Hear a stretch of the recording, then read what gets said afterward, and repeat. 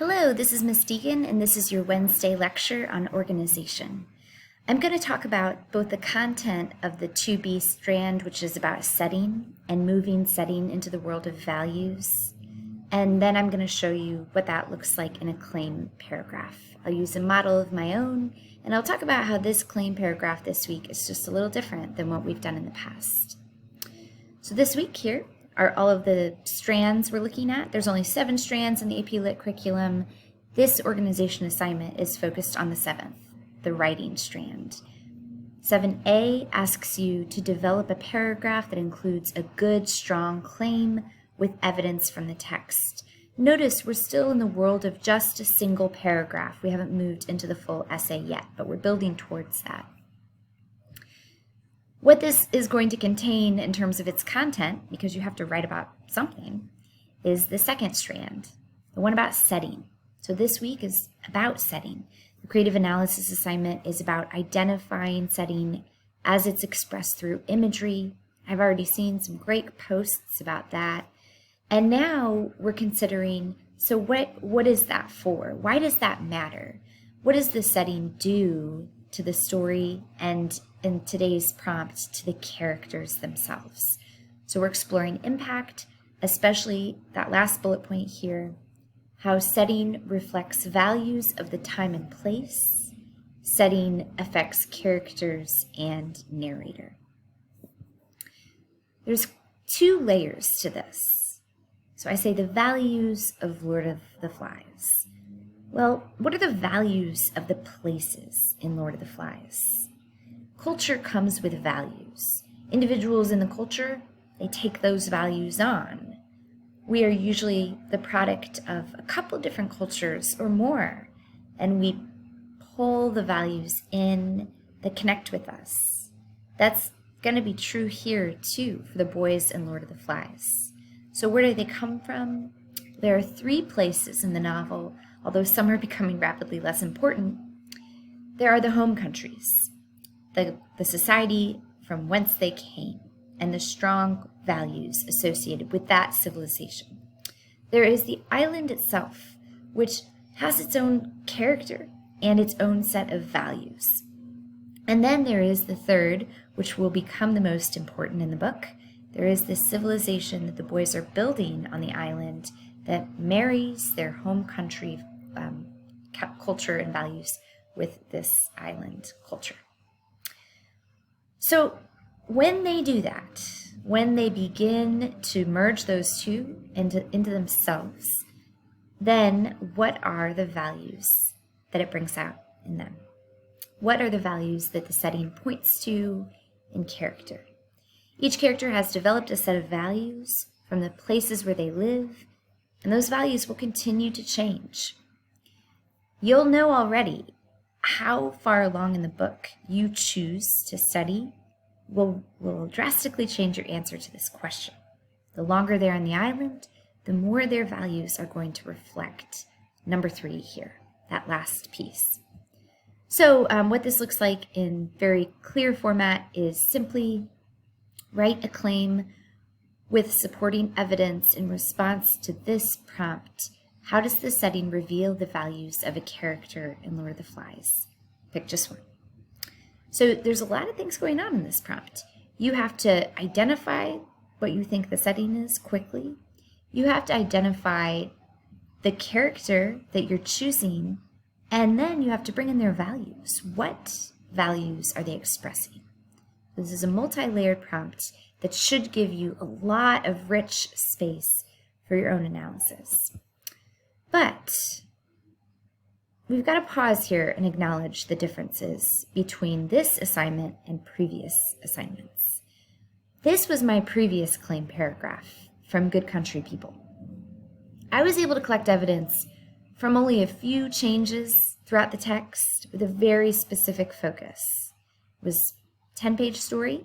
I went through, I noticed that I was interested in Joy Holga's name change. I collected a lot of pieces of evidence that were really specific to that.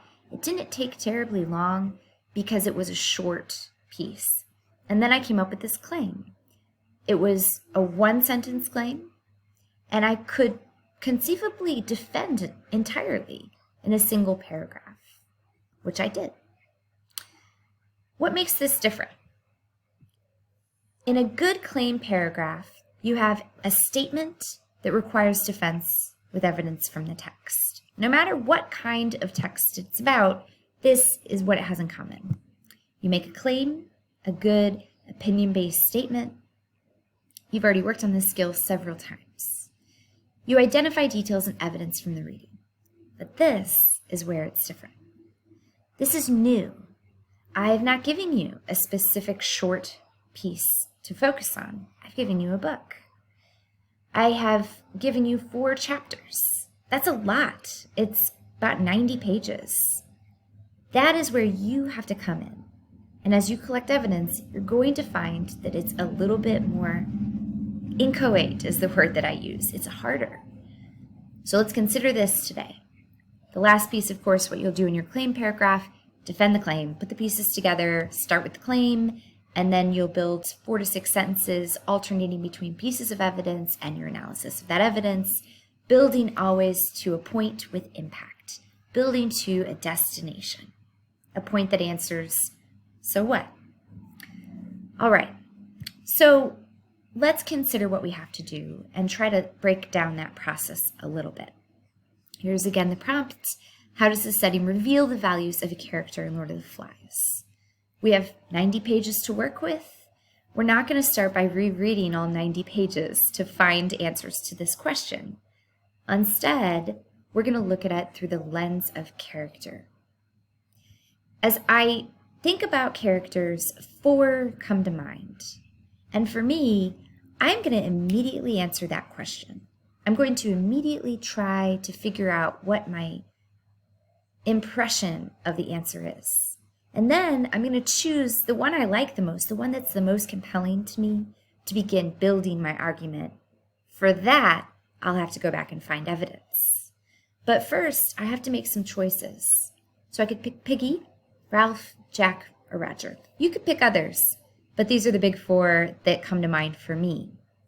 Notice I've left out Simon, and I find him fascinating. So I'm just choosing a few. For Piggy, in my estimation, the setting reveals he doesn't fit in. His values don't correspond to the island's values. And that tension will become a problem for Piggy. There's Ralph. The setting reveals that he values order, hierarchy, authority, processes, courage. There's Jack. The setting reveals he values power and he values community, which is interesting. And then there's Roger. The setting reveals he values independence and he values cruelty. He values the island's values. There is a harmony there that is troubling. So I did this from my mind after reading the book or the 90 pages. And now I'm going to choose one and find my evidence. And I'm going to pick Piggy. It's the first instinct I had, and I want to see what do I think the important details are as I kind of play out that claim. For Piggy, here's all of my collected thoughts and planning. I go back, and I'm by the way, specifically doing my analysis using a chapter I didn't assign. This is chapter 5. I don't want to steal any of your ideas. You might have an awesome idea about Piggy, but this one you won't have because this is just outside of the reading I gave you. So when I go back and look at Piggy, I find it really interesting that he is a kind of prophet character. So is Simon in a different way, but Piggy knows himself well, and he really values his ability to read other people. He doesn't fit in socially, and so he doesn't have those social graces that one might think would allow him to know what people are going to do, but he does know. He's got a deep human intelligence. And he says that at the bottom of 93. He has this wonderful quote about Jack. And he says to Ralph, I know about people, and I know he will hurt me if you don't protect me.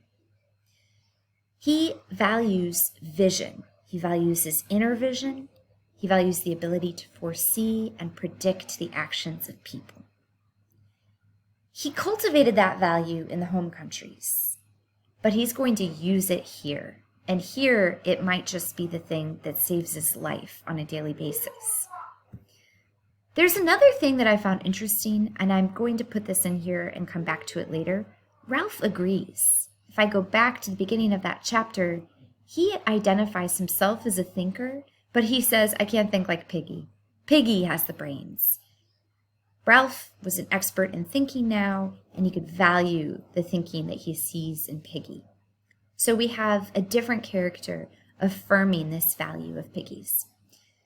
And then when Piggy speaks to the whole group, he has that prophetic quality. He speaks to the future. He says, there isn't a beast unless we start to fear one another. And that unless is everything in this book.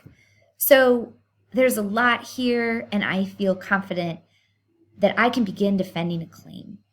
The claim I want to make here is that Piggy values vision.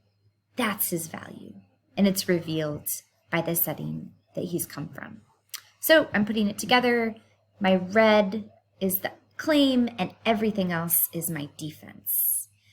I won't read this for you. You can read yourself. So I'll recommend you press pause, read the paragraph, and see how I've tried to weave my evidence throughout, and I've tried to include my analysis right alongside of that evidence.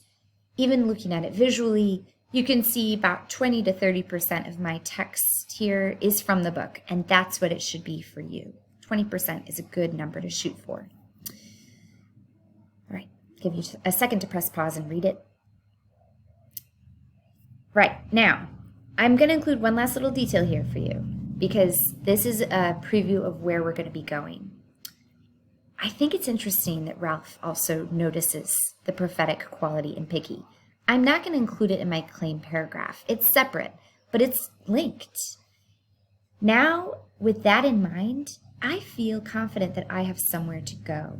It's not just a claim paragraph for me anymore. I can see the beginnings of the next claim paragraph, that Ralph identifies something in Piggy that he doesn't see in himself. And so I'm beginning to understand how my claim paragraphs will work with one another to support an entire argument. You don't have to do that. You can just focus on building a good claim paragraph. But what you should do is, towards the end of your paragraph, imagine, where is this going? It should lift. It should point to something other than itself. Put another way, your claim paragraph should end someplace slightly different from where it started. For me, I start by saying Piggy values vision. He values the ability to foresee and predict the actions of people. I end it by saying, hauntingly, however, Piggy allows for the exception that people are not as predictable as science, and if the boys get frightened of people, the way of devastation is open to them. So I'm trying to build and end someplace higher than where I started, because that will produce the most impactful and meaningful arguments. All right, back to your assignment. There it is. How does setting reveal the values of character in Lord of the Flies? Pick just one. Please post it in your BGD and on the discussion board.